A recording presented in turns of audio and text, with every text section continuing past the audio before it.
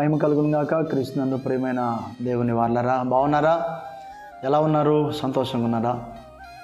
ఏం సంతోషం అయ్యా, మా సంతోషం చాలా దుఃఖకరంగా ఉంది, చాలా బాధకరంగా ఉంది, చాలా పరిస్థితులు తారుమారుగా ఉన్నాయి అనుకుంటున్నారా? దేవుడు మంచివారండి. దేవుడు సహాయం చేస్తారు. దేవుని యందు విశ్వాసం ఉంచు, దేవుని మాటలను నమ్ము, దేవుని వైపు తిరుగు, దేవుని మీద ఆధారపడు. నీ ప్రతి పరిస్థితిలో దేవుడు నీకు సహాయం చేస్తాడు, తన చేతిని అందిస్తారు. అవును, అందిస్తారు. రండి, ఈ దినం కూడా దేవుని మాట ధైర్యపరుస్తుందండి. దేవుని మాట మనకు జీవాన్ని కలుగు చేస్తున్నది. చదువుకుందామా? 82వ అధ్యాయము కీర్తనల గ్రంథము, ఆసాపు గారు రచించిన కీర్తన 5వ వచనాన్ని మనము చదువుకుందాం. జనులకు తెలివి లేదు, వారు గ్రహింపరు, వారు అంధకారంలో ఇటు అటు తిరుగులాడుదురు, దేశమునకున్న ఆధారములన్నీ కదులుచున్నవి. ఏమండి, ప్రేమ కలిగిన ప్రభు ప్రజలను పలకరించే తీరు చూశారా? జనులకు తెలివి లేదు, ఈ జనులు గ్రహించటం లేదు. ఇప్పటికే దేశంలో ఆధారాలన్నీ కదిలిపోయి ఉన్నాయి, పరిస్థితులన్నీ మార్పు చెందుతూ ఉన్నాయి. వారు అంధకారంలో ఇటు అటు తిరుగుతున్నారట. నిజమే కదా? అంధకారంలో ఇటు అటు తిరిగే ప్రజలు మీరు చూస్తే ప్రతి ఊర్లో కూడా, ప్రతి పట్టణంలో కూడా ఇంతకుముందు పగటి కాలం ముందు చేసే పనులకి ముగించి ఉండేవారు. ఇప్పుడు అంధకారంలో కూడా కూర్చొని, లేకపోతే ఆ యవనస్తులు ఆ నిర్మానుష ప్రాంతాల్లో ఆ చెడ్డ విషయాలలో పాలు పొందుచు దయనీయమైన పరిస్థితులకు దిగిపోయింది కదా.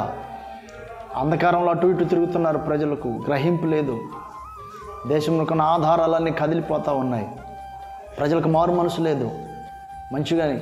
మంచిని గ్రహించేవారు లేరు, మంచిని తెలుసుకునేవారు లేరు, మంచి పట్ల అవగాహన కలిగి ఉండేటువంటి వారు లేరు. ప్రేమ కలిగిన దేవుడు నీతో మాట్లాడుతూ ఉన్నాడు. జనులకు తెలివి లేదు, జనులు గ్రహించడం లేదు, నా మాటలు వినట్లేదు. అయ్యో, నా మాటలు వింటే వీళ్ళకి ఎంత మేలు అంటూ ఉన్నాడు. అయ్యో, నా మాటలు ఈ ప్రజలు గ్రహిస్తే ఎంత మేలు అంటున్నారు. మరి ఆయన మాట వింటున్నావా? ఆయన మాట విని ఆ ప్రకారం జీవించడానికి అప్పగించుకున్నావా? మారు మనసు పొందావా? ఆయన అంటే ఇష్టపడుతున్నావా? ఆయన మాట కొరకు ఎదురు చూస్తున్నావా? ఆయన వెంబడించడానికి మరి మంచి దేవుడు అని చెప్పి ఒక అవగాహనలోనికి వచ్చి ఉన్నావా?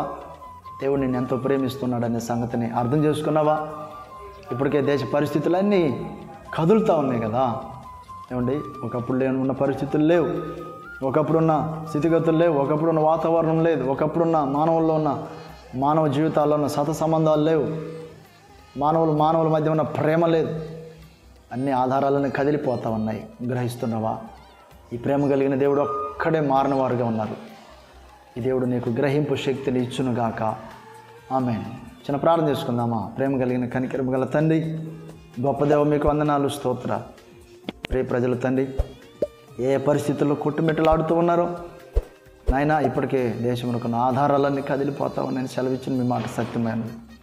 అవునయ్యా, అవును తండ్రి. ప్రజలకు నెమ్మది లేదు, ప్రజలకు శాంతి లేదు, ప్రజలకు సమాధానం లేదు నాయనా. మంచిగా జీవించేదానికి తండ్రి ఎంతో ప్రయాసపడవలసి వస్తూ ఉంది తండ్రి. పరిశుద్ధంగా జీవించేదాని కొరకు ఎంతో ప్రయాసపడవలసి వస్తూ ఉంది తండ్రి. ప్రజలను దర్శించండి అయ్యా, మనోనేత్రములు వెలిగించండి అయ్యా, గ్రహించినట్లు మనోనేత్రములు వెలిగించండి నాయన.